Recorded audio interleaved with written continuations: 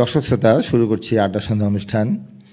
আজ আমাদের মাঝে উপস্থিত আছেন গাইবান্ধার DLO, retired DLO Mohammad Masudur Rahman, doctor Mohammad Masudur Rahman Sarkar. আমরা ওনাকে, ওনার একটা নিকনেম আছে, আমরা মেহেদুল ভাই, গাইবান্ধার সন্তান, আমাদের বড় ভাই মেহেদুল ভাই করে ডাকি। ডক্টর মোহাম্মদ মাসুদুর রহমান সরকার, জেলা প্রাণী সম্পদ কর্মকর্তা, আপনার ডেজিগনেশন মেহেদুল ভাই। তো আপনাকে রেডিওতে স্বাগতম। আজকে আপনার সাথে কথা বলবো বিশেষ করে আপনার ডিপার্টমেন্টাল, আমাদের প্রাণীর, আমি যদি বলি যে ধরেন আপনার ইকোনমিক সাইডটা নিয়ে একটু টাচ করব, বিশেষ করে মুরগি, তারপরে গরু, এই বিষয়গুলো নিয়ে একটু কথা বলবো। শুরুতে একটু আপনার পরিচয়টা এটা আপনার মুখ থেকে শুনবো, আপনার বাড়ি, তারপরে ধরেন আপনি লেখাপড়া করেছেন বাংলাদেশ কৃষি বিশ্ববিদ্যালয় থেকে, সেখান থেকে তারপর কত বিসিএসে আপনি জয়েন করলেন এই পদে, এখন তো আপনি অবসরে গেলেন রিসেন্ট। শুরুতে যদি বলি যে আপনার বাড়িটা কোথায় বলেন। আসসালামু আলাইকুম। আপনি আমার নামটা বলছেন, আমি ডাক্তার মাসুদুর রহমান সরকার। হ্যাঁ, আমি অবসরপ্রাপ্ত জেলা মেহেদুল ভাই, আমার গাইবান্ধা আমি যাদের যে সম্পর্ক, যার সাথে যার সেই সম্পর্কে আমি ফর্মালি কথা বলি। ধরেন আপনি আমাকে তুমি করে বলবেন, যদি আমি আবার এখানে ধরেন যদি আমার ছোট হয়, আমি সাথে তুমি করে বলি, ন্যাচারাল কথা বলি। ঠিক আছে, ধন্যবাদ। আমি গাইবান্ধা মেহেদুল নামে বেশি পরিচিত আর কি। ডিপার্টমেন্টে অনেকে আমাকে মেহেদুল নামও চেনে, আমার মাসুদুর রহমান হিসেবে পরিচিত আর কি। তো আমি এই 2023 সালে অক্টোবর অবসরে গেছি। তা আমি মনে করি অবসর এটা একটা মানে সিস্টেম আর কি। তো অবসরে গেলেও আমার মানে মাথা বা আমার কর্ম তো অবসরে যায়নি, তাই না? আমি এখন কথাবার্তা একজন প্রযুক্তি, তাই কিছু কথা তো আমি জাতিকে বা সমাজকে দিতে পারি আর কি। তো আজকে ইনভাইট করার জন্য আপনাকে ধন্যবাদ। মেহেদুল ভাই, আপনি বাড়িতে গাইবান্ধায়, আপনি ময়মনসিংহ কৃষি বিশ্ববিদ্যালয়ে ভর্তি হয়েছেন কত সালে, কত সেশনে ভর্তি হয়েছিলেন? আমি 82-83 সেশনে ভর্তি হলেন। আপনার কোন ফ্যাকাল্টিতে? আমি ডক্টর ভেটেরিনারি মেডিসিনে ডিগ্রি অর্জন করার পর আমি 1992 সালে সরকারি চাকরিতে যোগদান করি। কততম বিসিএসে আপনি আসলেন? 19তম বিসিএসে। 19তম বিসিএসে আসলেন। এর আগে আমি এনজিওতে জব করেছি আর কি। কোথায় চাকরি করেছেন? এনজিওতে আমি ব্র্যাকে ছিলাম এরিয়া ম্যানেজার হিসেবে। তখন আমি পাবনা চাটমাওর আটগড়ে এই এলাকা ছিলাম। বেশি দিন ছিলাম না আর কি, 1 মাসের মতো আর কি। প্রাণী সম্পদ কর্মকর্তা হিসেবে আপনি কোন কোন জেলায় কাজ করলেন সরকারি? আমি প্রথমে ভেটেরিনারি সার্জন হিসেবে জয়েন করি হলো নীলফামারী সদরে। ওখান থেকে নীলফামারী, কিশোরগঞ্জ, সৈয়দপুর, তারপরে আপনি আসি হলো গোবিন্দগঞ্জে আর কি। গোবিন্দগঞ্জ থাকার পর আমি উপজেলা লাইফস্টাইল অফিসার হিসাবে পীরগঞ্জে দীর্ঘ সময় 9 বছর ছিলাম। এখান থেকে পীরগঞ্জে ছিলেন, দিনাজপুরে ফুলবাড়ি। তারপরে সর্বশেষ আমি মৌলভীবাজার জেলা প্রাণী কর্মকর্তা হিসেবে ছিলাম, এবং তারপরে আমি আসি গাইবান্ধায়। এই গাইবান্ধা 2023 ডিএলও হিসেবে আপনি গাইবান্ধার আগে ছিলেন কোথায়? মৌলভীবাজার। মৌলভীবাজার থেকে আপনার ডিএলও পদবিতে আপনি এসেছেন। ওখান থেকে গাইবান্ধা ডিস্ট্রিক্ট লাইভস্টক অফিসার। জি, আসার পর আমি 23 সালে অবসরে যাই। তো এখন আমি বাড়িতে আছি আর কি। তা আপনি যেহেতু একজন প্রাণী সম্পদ কর্মকর্তা, তো আপনি এই লাইনের যারা অবসরপ্রাপ্ত, তারা তো নিজেরাই একটা প্রজেক্ট তৈরি করে অথবা এরকম খামার টামার দিয়ে, লোক টোক দিয়ে, এগুলি কোনো পরিকল্পনা করেছেন কিনা, আছে কিনা? না, আমি বলছি মানুষকে কথা দিয়ে কোনো হেল্প করা যায় আর কি, তাই না? তো আমার আগে থেকে ছিল যে আমি এলাকায় যাবো আর কি। তো এলাকায় আমি আছি যেহেতু লোকজন অনেকে জানে আর কি যে আমি প্রাণী সম্পদের লোক। তো অনেকে আমাদের বিভিন্ন পরামর্শের জন্য আসে। তো ম্যানুয়ালি বলার পাশাপাশি হয়তো বিভিন্নভাবে, যেমন আপনার আজকে এখানে আছি, এর মাধ্যমে কিছু মেসেজ আমরা মানুষকে দিতে পারি। প্রাণী সম্পদটা কিন্তু এটাকে আমরা বলি কিন্তু এটা মানে এটা জীবন্ত সম্পদ আর কি। আমি আসছি এই যে আপনার, আমি লিখে রেখেছি জীবন্ত সম্পদ আপনি বলছিলেন, এবং কেন এই জীবন্ত সম্পদ বলতে আপনি আসলে কি বোঝাচ্ছেন? জীবন্ত সম্পদ এটা কিন্তু অর্থনৈতিক ক্ষেত্রে, অর্থনীতি, গ্রামীণ অর্থনীতি, গ্রামীণ কর্মসংস্থান, খাদ্য নিরাপত্তা, নারী ক্ষমতায়ন, এটাকে প্রাণী সম্পদের বিশাল কিন্তু অবদান আছে কিন্তু। এখন জীবন্ত সম্পদ আমরা এই কারণে বলতেছি আর কি, যে এটা কিন্তু আপনি যে কোনো সময় বা তরল সম্পদও বলতে পারেন। তরল অর্থই এই সম্পদকে রূপান্তরিত করা যায় কিন্তু।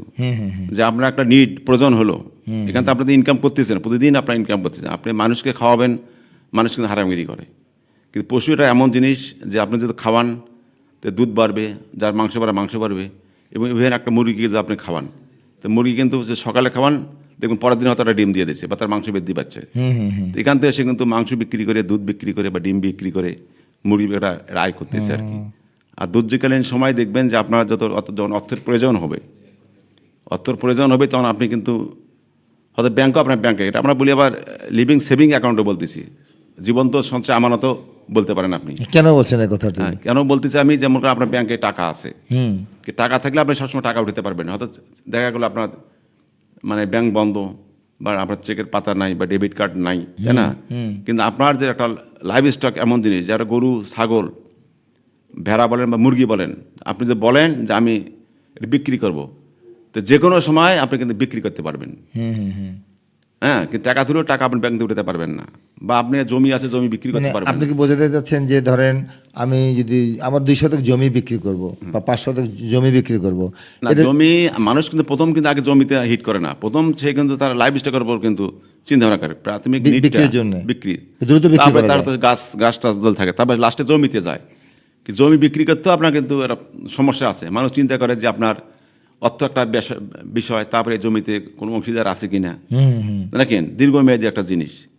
তারপরে যেমন মনে করেন আপনি স্বর্ণ বিক্রি করতে যান, তো স্বর্ণ বেচতে পারবেন না, মানুষ মনে করে স্বর্ণটা ভেজাল কিনা, হ্যাঁ। চোরাই কিনা। হ্যাঁ। কিন্তু লাইভ স্টক এমন একটা জিনিস, আপনি যে কোনো সময় যে কোনো মুহূর্তে এটা কিন্তু বিক্রি করতে পারবেন, একটা চাহিদা আছে কিন্তু আমি হাটে নিয়ে গেলে বিক্রি হবে। বিক্রি করতে পারবেন, তাই না? আবার এটা আমরা অনেক সময় বলি যেটা আমরা জীবন্ত জীবন বীমা। জীবন্ত জীবন হ্যাঁ, বীমা। আপনার যদি কিন্তু লাইভ স্টক যদি থাকে, যদি আপনার বিপদের সময় প্রয়োজন অনুযায়ী এটা কিন্তু আপনি বিক্রি করতে পারবেন।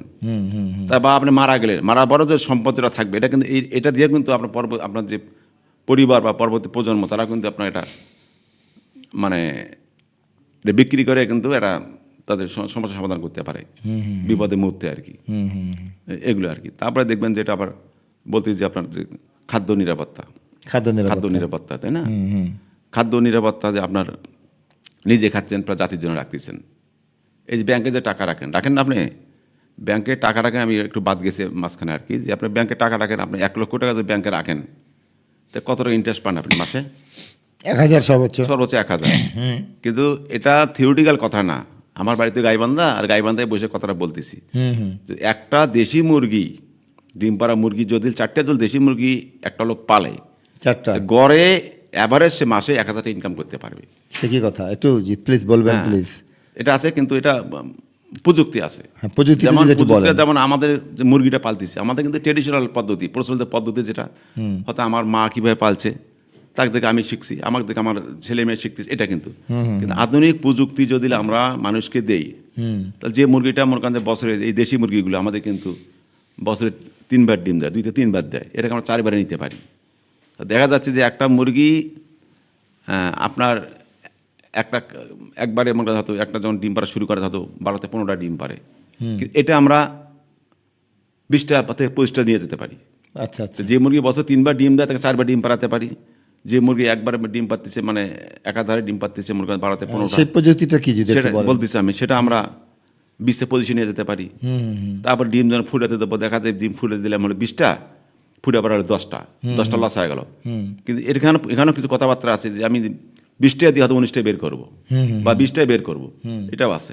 আমি তারপরে 20টা ডিম দিলাম, 20টাই বাচ্চা হবে। হ্যাঁ, হতে পারে, সে প্রযুক্তি আছে। তারপরে যেমন ডিম যখন ফুট থেকে বাচ্চা ফুটে আবার দেখা যায় যে বাচ্চা যখন বড় হয়, হতে দেখা 20টা বা 15টা বাচ্চা ফুটে বেরোলো, দেখলে মারা যেতে যেতে লাস্টে আপনার 2টা টেকে। কিন্তু এখানেও যদি প্রযুক্তি তাকে দেওয়া যায়, তাহলে মিনিমাম হয়তো দেখা যায় 20টা বাচ্চা এখান থেকে তার 4টা ল্যাপস হতে পারে, তাই না? এগুলো আর কি। তারপরে হয়তো ডিমের আকারটা আপনার ছোটো আসতেছে, প্রযুক্তিতে ডিমটাকে বড় করতে পারেন। আমার দেশি মুরগিগুলো আকার ছোট আছে, এখানেও আপনার প্রযুক্তি যদি দেন, তাহলে এখান থেকে মাংস, এখানেও তার ওয়েটটা বাড়তে পারে, বা ডিমের সংখ্যা বাড়াতে পারি, ডিমের ওজন বাড়াতে পারি, মুরগির ওয়েট বাড়াতে পারি, বাচ্চা বেশি ফুটাতে পারি। যে মুরগি 3বার ডিম দেয় তাকে 4টা ডিম পাতে পারি। তো এখানে কিছু মেসেজ আছে আর কি, কিছু নাকি এই মেসেজগুলো যে আমরা যদি মানুষকে দিতে পারি, তাহলে কিন্তু তার সেখান থেকে উৎপাদন এবং উৎপাদনশীলতা বাড়াতে পারে। কিন্তু আমার যে দেশি মুরগি যেটা আছে, আমি হাইব্রিডে সবাই পালতে পারবে না, সব প্রযুক্তি সবাই গ্রহণ করতে পারবে না, তাই না? তো এখন যদি এখান থেকে আপনি যে প্রযুক্তি দেন, তাহলে এখান থেকে আপনি কিন্তু এই উৎপাদনগুলো বাড়াতে পারেন। উৎপাদন এখান থেকে বাড়ায়, তাহলে আমি যে কথা বললাম যে আপনি ব্যাংকে রাখে 1 লাখ টাকা রাখে আপনি 1000 টাকা সর্বোচ্চ।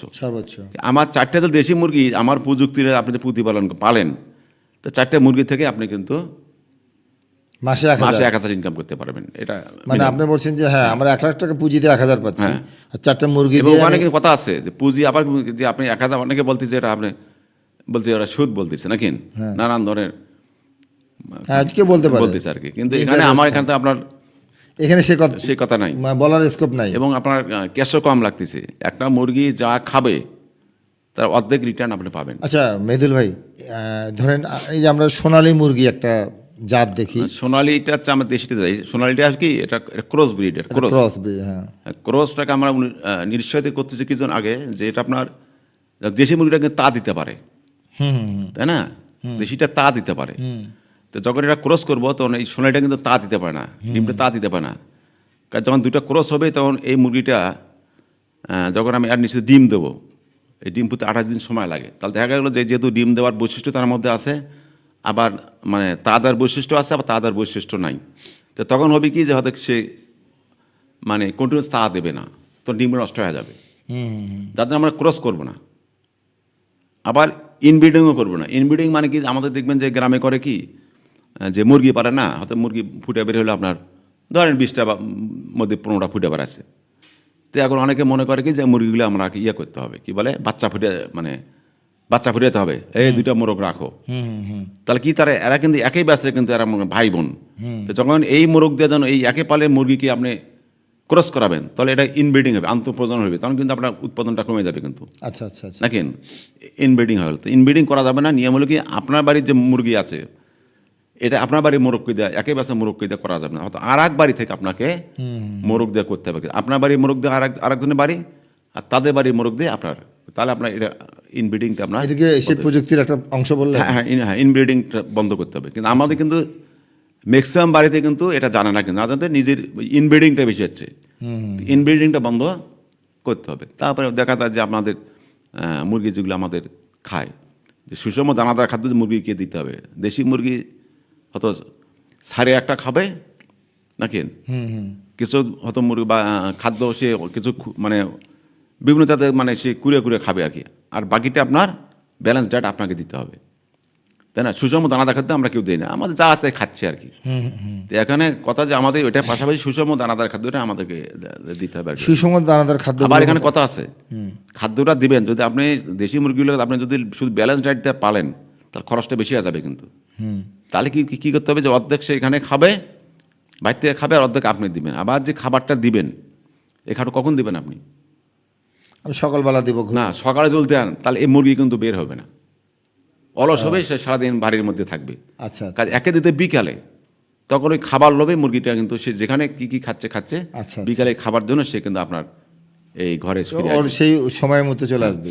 খাবার দেওয়ার সিস্টেম আছে, অভ্যাসগত কারণে চলে আসবে। খাবার সিস্টেম আছে, খাবারটা আপনি দিবেন কখন দিবেন, তাই না? আবার সুষম খাদ্য দিতে হবে। আবার দেখা যায় আমরা খাবার দিচ্ছি, খাবারটা ছিটিয়ে দেওয়া যাবে না। এখন মুরগির ক্ষেত্রে আপনি যেটা বলছেন সুষম খাদ্য দানাদার, তার মানে আমি যদি বলি যে কি গম, চাল, এই ধান তো দেওয়া যাবে না, না। এটা একটা চার্ট আছে একটা, যেমন ভুট্টা ভাঙ্গা, গম, তারপরে আবার এখন তো আমরা দেখি যে বিভিন্ন মুরগির খাবার আলাদা পাওয়া যায়, বাজারে পাওয়া যায়। আপাতত ওইটা দিবে আর কি, ব্যালেন্স ডায়েট সে তৈরি করতে পারবে না কয়েকটা মুরগির জন্য। আচ্ছা, ওটা দেওয়া যাবে না। যেমন এখানে একটা কথা আছে যে মুরগিকে আপনি পানি আমরা কেউ দিই না। একটা মুরগি যা খায় তার দ্বিগুণ কিন্তু পানি খায়, কিন্তু পানিটা কিন্তু আমরা মুরগিকে কেউ কোনোদিন দেই না, পানি কি দেয় না, পানি দেয় না। কাজে আপনাকে পরিষ্কার পাত্রে তাকে আপনাকে পানি দিতে হবে। একটা মুরগি যা খাবে তার দ্বিগুণ পানি খাবে, কিন্তু আমরা কেউ পানি দিই না। পানি না দেওয়ার কারণে কি হচ্ছে, হয়তো দেখা যায় পুকুর পারে, মানে টিউবওয়েলের পারে, বা অপরিষ্কার দূষিত পানি সে খাচ্ছে, খাবার তার বিভিন্ন রোগ ব্যাধি হচ্ছে। তারপর মুরগিটাকে আমরা কি করি, যে আমরা মুরগি যে আমাদের যে বাসস্থান যেটা, যেখানে রাতে থাকবে, নাইট শেল্টার যেখানে, তা সেখানে তাকে যাতে মানে ইয়েটা যখন পায়খানা করবে আর কি, তাই না, যাতে তরল অংশটা শুষে নিতে পারে, এখানে মুরগি বিছানা দিতে হবে, লিটার যেটা বলি, এটা আপনি সাইডে দিতে পারেন, মানে মানে ধানের কুড়িয়ে দিতে পারেন, দেখেন, বা ইয়ে দিতে পারেন, সডাস্ট দিতে পারেন, না হলে সে পায়খানা করে ওখানে আবার সে এখানে তার জন্য সমস্যা। এখানে আবার যখন আপনি মনে করেন যে আপনি ইয়ে করবেন, এবার মুরগি যখন খাবার দেবেন, দেখবেন টাইমলি কিন্তু মুরগি ডিম পারবে, কিন্তু ডিম যখন পারবে তখন ডিম ফুটাতে দেবেন আপনি, তাই না? তা আমরা করি কি, ডিমগুলো আমরা জড়ো করে, যখন মুরগি আপনার উমে আসে, তাই না, তখন তার নিচে দিয়ে কিন্তু আর ওয়েট করা যাবে না। মুরগিরা ডিম সর্বোচ্চ আপনার মানে 10 দিনের বেশি রাখবেন না আপনি। যে ডিমটা যেটা পারবে, তা আপনি বলতে পারেন আমার তো মুরগি তো উমে আসেনি, তা কার নিচে দেবো? আপনার হয়তো এটাও আসেনি, আর একটা আসতে পারে, বা আপনার শরীর আরও কারো হতে পারে, তাই না, সেখানে দিতে হবে। ডিমটা যখন দিবেন মুরগি নিচে, তখন আপনাকে ক্যান্ডেলিং করতে হবে, যে আপনার জল দেখেন কুসুমটা আপনার লাইটে ধরবেন, যখন জল দেখেন কুসুমটা আপনার মাঝখানে আছে, তো এই ডিমটা ফুটবে। আবার কুসুম যদি আপনার বাঁকা থাকে কোন রাতে, ডিমটা ফুটবে না, তাহলে এই ডিমটা আমরা খাবো। তাহলে আমরা লাইটের মধ্যে ডিমটা ধরেও আমরা বুঝতে candling পারবো। করবো, হ্যাঁ। মানে যদি কুসুমটা মাঝে থাকে হ্যাঁ, তাহলে সেটা ডিমটা ফোটার সম্ভাবনা জি, বেশি, জি। আর যদি কুসুমটা যদি সাইডে থাকে তাহলে ওটা তাতে আর নাম দিব না। হ্যাঁ, তারপর 7 দিন পর আমরা আবার দেখবো আর কি। আবার ক্যান্ডেলিং করবো, দেখবো যে এরকম আলোতে ধরলে পরে দেখা যাবে যে এটা লাল লাল সুতের মতো দাগ আছে কিনা। যদি থাকে তো এটা আমার বাচ্চা হবে, ফুটবে। বাচ্চা হবে। আর যদি না থাকে সেটি তো আর খাওয়া যাবে না। না, সেই ডিমটা নিয়ে হয়তো আমরা দিয়ে দেবো অন্য মুরগি টুরগি আমরা দিলাম, খেয়ে ফেলে নিল। ওই ডিমটার ব্যবহার কি হবে? যে ওটা আপনি ইয়ে করে আউট করবেন, আর একজনকে দিবেন আর কি। আচ্ছা, আবার যেহেতু 28 দিন কন্টিনিউ তা দিতে হবে, তাই না? তো এখন যে মুরগিটা তা দিবে তাকে যদি আপনি খাবার না দেন, খাবার পানি না দেন, তাহলে কী হবে? এই খাবার পানির জন্য সে কিন্তু আবার ঘুরে বেড়াবে। তো যখন ঘুরে বেড়াবে তখন এখানে ঠিক মতো কিন্তু ডিম কিন্তু তা হবে না। তাহলে কিন্তু আপনার বাচ্চাগুলো ডিমগুলো তো ফুটে বেড়াবে না, বাচ্চাগুলো মারা যাবে। যার জন্য আপনার পাশে আপনাকে কী করতে হবে? খাবার এবং পানি রাখতে হবে, আপনার দিয়ে রাখতে হবে। আবার যে মুরগিটা দিবেন এটা যেন খুব বেশি ওয়েটও না হয়, আবার হালকাও না হয়, যে সবগুলো ডিমকে সে কভার করতে পারে। শীতকালের জন্য ডিমের সংখ্যা কম। হ্যাঁ, শীতকালে ডিমের সংখ্যা ভেরি করতে হবে, শীতকাল গরমকাল ভেরি করতে হবে। তাহলে দেখবেন যে 28 দিন পর আপনার ডিমগুলো ফুটে বেড়াচ্ছে। তাহলে আমি সর্বোচ্চ কতটা ডিম দিতে পারি? ধরুন শীতকালে হলে 20টা দিবেন আপনি, 20টা দিন সর্বোচ্চ 20টা। সে মুরগির সাইজের উপর আর কি। তবে আপনি একটা যে বললেন ডিমটা দেখতে হবে, এটা কি একটু টাফ হয়ে গেল না? ধরেন আমি অতটা কনফার্ম হতে পারবো না, ক্যান্ডেলিং করবেন, আপনি দেখবেন, শুধু আলোতে ধরলে বুঝতে পারবেন যে কুসুমটা কোন জায়গায়, আলোতে ধরলে বোঝা পাওয়া যাবে। যাবে আর কি। আচ্ছা, ক্যান্ডেলিং এই যে এতক্ষণ আপনি যে বললেন প্রযুক্তি বলতে এই কথা ভাই, ছোট ছোট কথাবার্তা এইগুলি প্রযুক্তি। হ্যাঁ, কথাবার্তা একদম প্রযুক্তি। আপনার কথা যদি আমি সারমর্মটা নিই, তাহলে আমি বলবো যে প্রথমত মুরগিকে খাবার দিতে হবে, দানাদার সুষম খাবার দিতে হবে বিকালে, তারপর পানি দিতে হবে, পানি দিতে হবে, খাবার রাখতে হবে তারপরে না এখানে কথা খাবার পাত্রের খাবার, পানির পাত্রের পানি, পানির পাত্রের পানি। আর ঘর যেটা উঁচু হবে, স্বাস্থ্যসম্মত, রোদ বাতাস পেতে হবে। আর আলো বাতাস খেলে এটা করতে হবে, কারণ অ্যামোনিয়া গ্যাস তৈরি হয়। আর হ্যাঁ, এই গ্যাসটা কিন্তু খুব ভারী, কিন্তু 9 ইঞ্চির বেশি কিন্তু এরা উঠতে পারে না।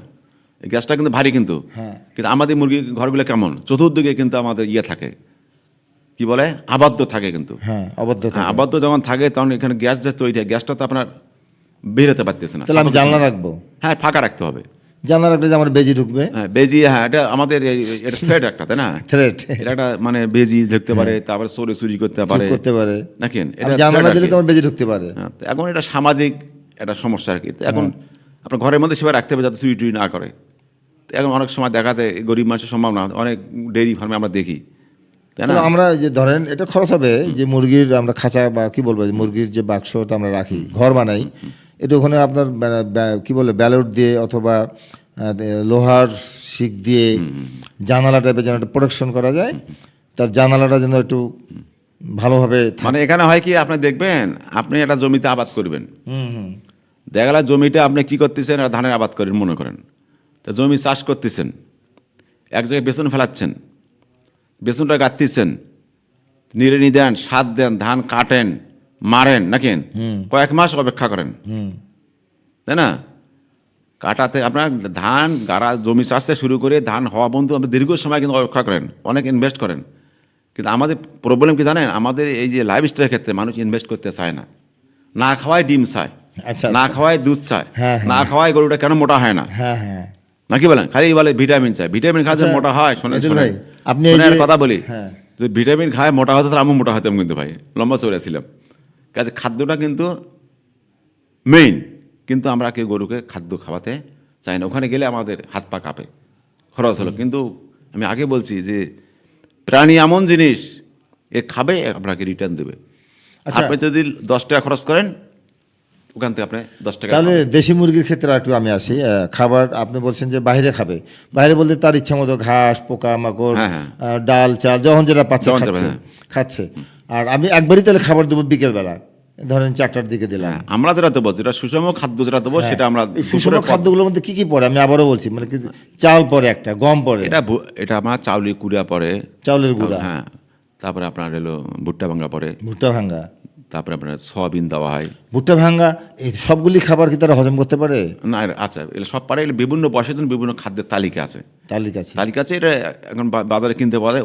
ওই মিশ্রণগুলো, উপাদানগুলো একদম সাধারণ পর্যায়ে এরা সংগ্রহ করতে পারবে না, তাই না? এত টাকা নাই নাকি, যার জন্য আপাতত সেই দোকান থেকে কিনে নিবে আর কি। এখন বিভিন্ন রেডি ফিড, এগুলো বিভিন্ন পোলট্রি খাদ্য পাওয়া তারপরে যায়। আমরা যে অনেকে ভাত দেই মুরগিকে, রান্না করা ভাত, না, ভাত দেওয়া ঠিক না। ঠিক না কেন? আমরা অনেক সময় করি না যে ভাতগুলো বেশি হচ্ছে মুরগিকে দিয়ে দাও, ওরা খাবে। এটা সে খাবে, কিন্তু এটার সঙ্গে শুধু ভাত কার্বোহাইড্রেট, তাই না? ভাত কার্বোহাইড্রেট। কিন্তু আপনার তো শুধু কার্বোহাইড্রেট হবে না, আপনার প্রোটিন লাগবে, ফ্যাট লাগে, বিভিন্ন মিনারেল লাগবে, তাই না? দানাদার খাবারই সুষম হচ্ছে, হ্যাঁ, সাজেস্ট করছেন। এটা ওটা ওয়ান হয়ে যাচ্ছে। ওটা ভাতটাকে ওয়ান হয়ে যাচ্ছে। তাহলে আপনি বলছেন যে দানাদার খাবার হিসেবে বিশেষ করে চালের গুঁড়োটাই ফার্স্ট প্রায়োরিটি দিচ্ছেন। ভিটামিন মিনারেলস লাগে, হ্যাঁ হ্যাঁ। এগুলো দিতে হয় আর কি। আচ্ছা, সরিষা কি খাওয়ানো যায়? সরিষারও এটা আপনার তেলের মধ্যে পড়ে, তেলের মধ্যে পড়ে। তো এগুলো উচ্ছিষ্ট যেটা খাবে, কিন্তু আপনার হলো কি ব্যালেন্স ডায়েট দিতে হবে একটা। আপনি তো বুঝতে পারতেছেন না, বয়স অনুযায়ী একটা খাদ্যের একটা তালিকা আছে, তার এনার্জির একটা কম বলছে, কত ক্যালোরি লাগবে। আচ্ছা, আপনি একজন মানে প্রাণী সম্পদ কর্মকর্তা হিসেবে আপনার অভিজ্ঞতা কি বলে যে গ্রামের যারা এরকম মুরগি পালতে চায় তাদের অভিজ্ঞতা, মানে তারা কি এই বিষয়গুলো জানে? মানে আমি একটা কথা কি বলি যে পরিমাণ জানে? গ্রামীণ জনপদের কিন্তু আপনি দেখবেন, আগে বলছি গ্রামীণ কর্মসংস্থানের এটা কিন্তু বড় হাতিয়ার প্রাণী সম্পদ। আর এটা কিন্তু এমন জিনিস যে এর পালনের অভিজ্ঞতা সবার কিন্তু আছে। আবার যে কোনো বয়সে যে কোনো শ্রেণীর লোক পালতে পারে। একটা বৃদ্ধ লোক শরীরে বল নেই, সেও পালতে পারবে। একটা একটা মেয়ে, সেও পালতে পারবে। একটা ছাত্রছাত্রী, সেও পালতে পারবে। আবার কিন্তু বেশি জায়গা লাগে না। আপনার যা জায়গা নাই, আপনি মনে করেন যে আপনার যে কি বলে যে ঘর আছে, ঘরের নিচে আপনার যে টং আছে বা চকি বলে, এর নিচে আপনারা পালতে পারেন, কি বলে, মুরগি পালতে পারেন, ছাগল পালতে পারেন, বা আপনার চালের উপরে আপনি পালতে পারেন, কি বলে, কবুতর পালা যেতে পারে। জায়গা বেশি লাগে না, আর এটা পালার অভিজ্ঞতা সবার কিন্তু এটা আছে না? আধুনিক প্রযুক্তি না জানে, পালার অভিজ্ঞতা কিন্তু বিশেষ করে যে কোনো পরিবারের মানুষের তো পুষ্টি দরকার আছে। তো আমি তো মনে করি যে কেউ যদি বাড়িতে তার মুরগি কি বলবো মুরগি আবাদ করে, এটাকে আবাদ বলা যায়? কৃষির মধ্যে পালন আর কি, মুরগি পালন না, কেউ যদি মুরগি পালন করতে চায় তাহলে কিন্তু দেখবেন যে তারা নিজেরাও বাজারে না গিয়ে নিজেই ওখান থেকে একটা সেদিন পুষ্টি যোগানটা ওখান থেকে হচ্ছে, পুষ্টি যোগানটা আবার বেশি হলে পরে বিক্রি করতে পারছে, হ্যাঁ, তাই না? কিন্তু আমি যেটা বলতেছি, ধরেন মুরগি যখন কোনো থ্রেটে পড়ে বা ধরেন ওই মালিক জানে না, যেমন আমরা বলি যে একটা লোকে প্রতি একটা ডিম খেতে হবে, তাই না? কিন্তু আমরা খাচ্ছি কি, আমরা দেখা যায় একটা ডিম ভাজে 4 জনে খাচ্ছি।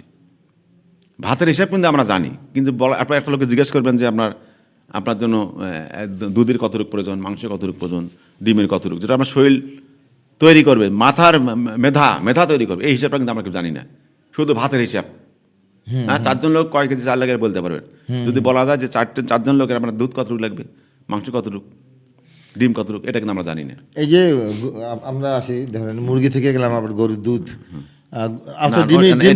ডিমে আসে না। আপনি ডিম করা, আমি একজন প্রাপ্তবয়স্ক মানুষ, আমার বয়স এই বয়সে আমি দিনে কটা ডিম খাবো? নর্মালি আমাদের স্ট্যান্ডার্ড একটা, অনেকে দুটোও খায়। আমি দুটো খেয়ে ফেলছি আজকে অলরেডি, অসুবিধা নেই, দুটো খেয়ে ফেলছি মেহেদুল ভাই, এটাতে সমস্যা অসুবিধা নেই। কিন্তু আমার বডি তো পারমিট করছে। যদিও এটা পুষ্টি বিজ্ঞানীদের ব্যাপার, এটা অনেক সময় বলে যে ভিতরে ফ্যাট নাকি, আমরা নর্মালি ধরি একটা দুটো খায়। আমি থাইল্যান্ডে গেছিলাম, সেখানে দেখি একটা ডিম যদি অর্ডার দেন না, তা টাকা থাকে আর কি, যে একটা ডিম খায়, এদিকে আর দুটো খায় থাইল্যান্ডে। হ্যাঁ, আমি তাই দেখেছি। আচ্ছা, আমি যদি দুধ আবার খাই, দুধকে আমি 1 গ্লাস খাওয়াটাই আমার শরীর আমাদের মতো? হ্যাঁ, দুধ খেতে হবে। 1 গ্লাস খাবো নাকি 1 কাপ খাবো? দুধ আপনার মাত্রা আপনার একটা লোকের জন্য 200 থেকে 250 ml দুধ পার ডে লাগবে। আপনার দুধই খাইতে হবে এমন কথা না, মানে এই দুগ্ধ পণ্য যেটা দেখেন, এই দুগ্ধ পণ্য হয়তো আপনি দই খেতে পারেন, মিষ্টি খেতে পারেন, মানে এক কথা যেভাবে হোক চিজ খেতে পারেন, আপনি সম করবেন দুধটা আপনার ভেতরে ঢুকলে হলো। আচ্ছা আচ্ছা। কিন্তু দেখা যায় যে দুধ খাই না, আমরা দুধ খাই না, ডিম খাই না, খালি মাংস আবার মাংসর হিসাব আছে। আবার আপনার 10 কেজি বইটের মাংস কতটুকু খাবেন, যে 10 কেজি বইটের ওয়েট হলে আপনার 10 গ্রাম, 100 কেজি বইটের হলে 100 গ্রাম, সেটা কাঁচা মাংস, রান্না করলে আপনার অর্ধেক খেতে হবে। মেহেদুল ভাই, আমরা এখন যদি একটা মানে ছোট্ট একটা চিত্র আঁকিয়ে দেই, ধরেন আমাদের একজন গ্রামের বা আমার বাড়িতে ধরেন যে কেউ একজন শুনছে আজকে, এই যে এতক্ষণ যে কথা বললাম, সামারি করে যদি বলি যে মুরগিতে থাকি আমি, যে আমি আজকে থেকে আমি নিজেই যদি মনে করি আজকে আমি বাড়িতে গিয়ে একটা প্রথমে কী কিনবো, একটা মুরগির কী বলবো, ওটা বাড়ি কিনবো, রেডিমেড বাড়ি নাকি বানিয়ে নেবো, কোনটা ভালো হয়? বানিয়ে নেবে তো ভালো হয়। বুঝলাম না, মুরগির থাকার যে ঘর, মুরগির ঘর, না ঘরটা কিভাবে বানাবে এটার প্রযুক্তি আছে, এটা কিন্তু জানে না। আমি আপনাকে বললাম, আমি সেই জন্য আসছি। আমি যে আপনাকে বললাম, আমি 3 তলা বিশিষ্ট করি, 3 তলা। হ্যাঁ, 3 তলা মানে কি, একটা গ্রাউন্ড ফ্লোর, আবার কাঠ দিয়ে একটু উঁচু করে, আবার তার উপরে একটা ফ্লোর, ঘর থাকবে আবার একটা ফ্লোর। না, আপনার করে নিচে আবার পায়খানাটা যাতে পরে তার ট্রে রাখতে হবে। ও আপনি খাঁচায় মুরগি বলা দেখেননি? আচ্ছা আচ্ছা, তাহলে আবার মানে 2 তলারটা তো নিচে পড়তে পারে কাট দিয়ে, রাইট? আবার নিচে আবার পড়ে নামার গেল। স্কোপ করতে হলে দেশি মুরগি তো আবার খাতে উঠতে হবে। তাহলে ওই যে আপনি বললেন যে কি বালু অথবা তুষ, হ্যাঁ। মানে শুকনা বালু হ্যাঁ। অথবা তুষ এগুলো দিয়ে রাখতে হবে যেন পায়খানা করলে চুষে নিতে পারে, তাহলে মুরগিটার স্বাস্থ্যসম্মতভাবে ভালো থাকতে পারে। ছাই দেওয়া যেতে পারে। ছাইও দেওয়া যেতে মানে পারে। আমাদের লোকাল রিসোর্স যেটা আছে, মানে Local আপনার resource। যে বাড়িতে যদি আপনার চাউলের গুঁড়া থাকে সেটা দিবেন আপনি, Okay। চাউলের গুঁড়া। আচ্ছা। যদি আপনার মনে করেন যে খড় থাকে, খড়ও কাটে সোর্স দিতে পারেন। আমি ধরেন যে 3 ফিট 4 ফিট যদি একটা আমার square 3 feet 4 feet 12 square feet, আমরা ধরেন যে নর্মালি আমরা একটা মুরগির জন্য 1 স্কোয়ার ফিট, 1 স্কোয়ার ফিট একটা মুরগির জন্য। একটা স্কোয়ার ফিট নর্মালি একটা। আচ্ছা, তাহলে আমি ধরেন 4 স্কোয়ার ফিটে 4টে মুরগি রাখবো, আচ্ছা, 4টে স্কোয়ার। 4 স্কোয়ার ফিট 4টা মুরগি রাখবো। আবার যে ঘরটা করবেন করার পর আবার যে পানি যে পাত্র দিবেন, খাবার পাত্র, এটা আবার আকার ভেদে বিভিন্ন হতে পারে। মুরগি না, আমি পানিটা তো বাইরেও রাখতে পারি একটা, হ্যাঁ বাড়ি রাখবেন, হ্যাঁ রাখতে পারেন। খাবার আর বাড়িতে বাইরে রাখবো, আর রাতে তো সে আর খাবে না, না রাখতে হবে না। আর সকালবেলা উঠে আমি ছেড়ে দেবো, আর তো খাবার দিব না। জি জি আমি ন্যাচারালি তো মুরগি পালন করতে পারি। জি। আমি যে কথা বললাম যে এই জিনিসগুলো আমাদের এখনো এই প্রযুক্তি, এটা আমরা এখনো মানুষের দ্বার প্রান্তে পৌঁছাতে পারিনি। তাহলে আমি 4টা থেকে যখন মুরগি আমি সংখ্যা বাড়াবো, আমি 12টা করবো, হ্যাঁ। আমাকে ঘরও তো বাড়াতে হবে। হ্যাঁ, ঘর আমরা যে একই ঘরে, ওই যে আপনি বললেন 4 স্কোয়ার, মানে 1 স্কোয়ার ফিটের মধ্যে একটা মুরগি, তাহলে একটা যদি ঘরের মধ্যে ধরেন আমার 8 স্কোয়ার ফিট হয়, বড় ঘর করি, আটটা পারবেন। সেখানে আমি 10টা মুরগি রাখি। আপনার আর তো মুরগি তো আপনার শুধু রাতে থাকবে, হ্যাঁ, তাই না? আর বাইরে সে তো মানে বেড়াচ্ছে আর কি। হ্যাঁ, রাতের বেলা তো ওখানে কিন্তু মুরগি খেতে আমি একটা কথা কিন্তু বাদ দিচ্ছি কিন্তু আপনাকে। হ্যাঁ, কোনটা? মুরগি খেতে কি যেমন আমাদের যেটা হয় কি, একটা মুরগি যখন বাচ্চা ফুটে বেড়ায় না, তাই দেখা যাচ্ছে যে বাচ্চা ফুটে বেড়ায়, তখন মুরগিটা করে কি বাচ্চাগুলো নিয়ে বেড়ায়, নিয়ে বেড়াতে বেড়াতে কি হয়, ইচ্ছা মতো নিয়ে বেড়ায়। তারপর মুরগিটা আবার কি করে, ডিম নিজের ইচ্ছা ছাড়িয়ে দেয়, যখন ডিম পাড়া শুরু করে আবার ডিম পারে আর কি। কিন্তু আমাদের কথা না, আপনার সর্বোচ্চ 15 দিন। ও 15 দিন মার সাথে রাখতে দেবো? 15 দিনও না, সর্বোচ্চ 15 দিন আপনি মুরগির বাচ্চাটাকে নিয়ে বেড়াবে, মুরগিটা বাচ্চাটা নিয়ে বেড়াবে, কিন্তু তারপরে আপনার মুরগিটাকে আউট করতে হবে। এতে করে কি তখন করবে কি, প্রথম কয়েকটা দিন কিন্তু ওই মুরগিটা কিন্তু করে বাচ্চাটা কিন্তু চিলেচিলি করবে, কিন্তু করবে, চিলেচিলি করবে। তখন আপনি যে মনে করেন হারে মাটা খুব কষ্ট পাচ্ছে, তাহলে কিন্তু হবে না। তারপর যখন দেখবে যে আর বাচ্চা আমার নাই, ওই কথা আছে নাই কাছে খই ভাস না কেন, ওই যে মুরগিটা ব্রুডিংয়ে ছিল, যখন বাচ্চা যখন ফুটেছিল, মুরগি যখন বাচ্চা ডিমে তাজা ছিল, তারপরে যে তাকে ব্যালেন্স ডায়েট খাওয়াছিলেন, সুষম খাদ্য খাওয়াছিলেন, পানি দেওয়া দিয়েছিলেন, তখন মুরগিটা কী করে তাড়াতাড়ি ডিম পাড়া শুরু করবে। ওই বলছিলাম না যে 3বারের জায়গা, শোনেন 3বারের যা 4বারের কথা বলছিলাম যেটা আপনাকে আমি, যে 3বারের যা 4বার ডিম পাড়াবো কীভাবে, ওই যখন সময়টা কমে আনবো আমরা আর কি। মুরগির সঙ্গে বাচ্চাটা বেশি দিন রাখা যাবে না, তখন মুরগিটা 4বার ডিম পারবে। তখন এখানে সময়টা আমরা কমাইলেন, রাতে মাত্র ছাড়িয়ে দিলেন, তাহলে 1 মাস 1.5 মাস 2 মাস বাচ্চা নিয়ে বেড়াচ্ছে। কিন্তু আমরা করলাম কি, হয়তো ম্যাক্সিমাম 15 দিনের মধ্যে আমরা কি কি মুরগিটা আমরা আউট করে দেবো। আপনার জানা যখন মতে মুরগিটা আউট করে দেবো, তখন কি করবে, তখন ওই যে কাজ নাই, ডিম পারবে, তাই না? আবার এই ডিম পারতে গেলে আপনার ওই সময় আবার ডিম খাদ্য খাওয়াতে হবে, সুষম খাদ্যটা আপনাকে ওই যে যেমন। কিন্তু এখানে একটা জিনিস মেহেদুল ভাই, আমি ধরেন আমার একই উঠোন একই বাড়ি, আমি ওই মুরগিটাকে ওর মাটাকে আউট করে আবার কোথায় রাখবো? অন্য বাড়িতে তো রাখবো না। আমার বাচ্চারা করবেন, ওই যে খাঁচা আছে না, কি বলে এটা, যেমন ওই যে আমাদের মুরগির টোপ, মাছ মারতে যে কি বলে, পলো সিস্টেম থাকবে, পলোর মধ্যে আপনি মুরগির বাচ্চাগুলো রাখবেন, ওখানে খাবার দেবেন, পানি দিবেন, তখন মুরগিটা ওই পাশে ঘোরাঘুরি করবে আর কি। যখন পাবে না তখন অ্যাডজাস্ট হয়। কিন্তু আপনি শুরুতে যেভাবে বলছিলেন, তখন আমি ভেবেছিলাম যে এটা খুব অনেক বড় কঠিন, এখন তো দেখছি খুব ন্যাচারাল, সহজেই মনে হচ্ছে, তাই না? তো আপনি যখন ধরেন একজন প্রাণী সম্পদ কর্মকর্তা হিসেবে বিভিন্ন ধরনের মানে সমস্যাগুলো জানতেন বা অভিযোগগুলো আসতো যে কী করব, বা আপনি যখন চাকরি করার পরবর্তীতে যখন জয়েন করেছিলেন কি পদে, প্রথম ভেটেরিনারি সার্জন হিসেবে, তখন তো এই কেসগুলো বেশি আসতো। আর শেষে তো আপনার ম্যানেজমেন্ট লেভেলে গেছেন যখন ডিএলও হিসেবে, তখন তো আপনার প্রশাসনিক সাইডটা থেকে শুরু করে মানে সবই মানে টপ টু বটম আপনার তখন দেখতে হতো ডিএলও থাকা অবস্থায়। তো এই যে সমস্যায় পড়েছে মানুষ, এই সংখ্যাগুলো কেমন? কোনটা? এই যে ধরেন তারা এই প্রযুক্তিগুলো জানে না, বা আমার মুরগি মারা যাচ্ছে কেন, অথবা মুরগি ডিম পাচ্ছে না, এখন হচ্ছে কি এই যে অভিযোগটা আসে, আমি নিজে দেখেছি। এগুলো কি আমাদের জনবল কম, তো আমাদের বিভিন্ন প্রকল্পের মাধ্যমে এই প্রযুক্তিগুলি আমরা মানে প্রদর্শনী হিসেবে আমরা কিন্তু বিভিন্ন ইয়েতে দিচ্ছি, কিন্তু যখন দিচ্ছি তখন দেখা যাচ্ছে একজন মহিলা তার মুরগিটা এমন করেন যে 3 বার 4 বার ডিম পাচ্ছে, তখন হয়তো ওই মহিলা জিজ্ঞাসা করতেছে যে আমার মুরগি 3 বার পারে, তোমারটা 4 বার পারে কীভাবে? বা তুমি মুরগি খাবার দাও এইভাবে, আমি তো এভাবে দেই না, তুমি মুরগি এভাবে পানি দাও, আমি তো দেই না, তুমি এইভাবে ডিম ফুটাও, আমি তো ফুটাই না। তখন ওই মহিলাটাই তাকে হয়তো দেখা যায় যে পালে সে তাকে বিলিভ করে। এইভাবে হয়তো প্রযুক্তিটা আমরা আস্তে আস্তে ছড়াই দিচ্ছি, কিন্তু এই সংখ্যাটা কম। আচ্ছা, মুরগি পালন করতে গেলে শীতকালে তো মুরগিকে শীত লাগতে পারে, সেটার আপনার কিছু বলেন না তো? শীতকালে যাতে ঠান্ডাটা না লাগে, হ্যাঁ ঠান্ডা যদি না লাগে তা আমার আর কি ঠান্ডা যাতে না লাগে এই জন্য আমাদের করতে হবে কি, যাতে যে বাতাস যাতে না ঢোকে সে ব্যবস্থা করতে, পর্দা দিতে হবে। আচ্ছা আচ্ছা, ঘরের পর্দা দিতে হবে, ঘরের কোনো আপনি লাইট জ্বালিয়ে রাখতে পারেন, লাইট জ্বালিয়ে রাখা যায়, একটু গরম গরম আর বিছানাটা ঠিক রাখবেন, পুরো করে দিবেন বিছানাটা, খড়মড়ও দেওয়া যেতে পারে। হ্যাঁ হ্যাঁ। দেশি মুরগির ক্ষেত্রে কি জানেন, যখন 1 মাস বয়সে লিটারটা হবে 1 ইঞ্চি। মুরগির বিছানাটা কিন্তু আমরা লিটার বলি, কিন্তু মুরগির বিছানাটাকে বলে আমরা লিটার। যখন 1 মাস বয়স তখন হবে 1 ইঞ্চি, 2 মাস বয়সে 2 ইঞ্চি, 3 মাস বয়সে 3 ইঞ্চি। মুরগির যখন বয়স বাড়বে লিটারের উচ্চতা তত কিন্তু উচ্চ করতে হবে, সর্বোচ্চ 5 ইঞ্চি। তাহলে আমাকে মুরগির দানা শস্য মানে সুষম খাবারের জন্য দানাদার খাবার আমাকে স্টক রাখতে হবে। হ্যাঁ, প্রতিটা জিনিস ম্যানেজমেন্ট প্রতিটা জিনিসই কিন্তু আমরা গুরুত্বপূর্ণ। লিটার যে বললাম আমি আপনাকে, হ্যাঁ লিটার, যে মুরগির বয়স বাড়বে লিটারের উচ্চতা বাচ্চা থাকবে। লিটার উচ্চতা বলতে আপনি ওই যে ওই বিছানা, যেটা বিছানার লেয়ারটা, হ্যাঁ হ্যাঁ বিছানা, যেমন 1 মাস বয়সের মুরগির জন্য আপনার 5 ইঞ্চি লিটারের দরকার নেই, মানে বিছানা দরকার নেই।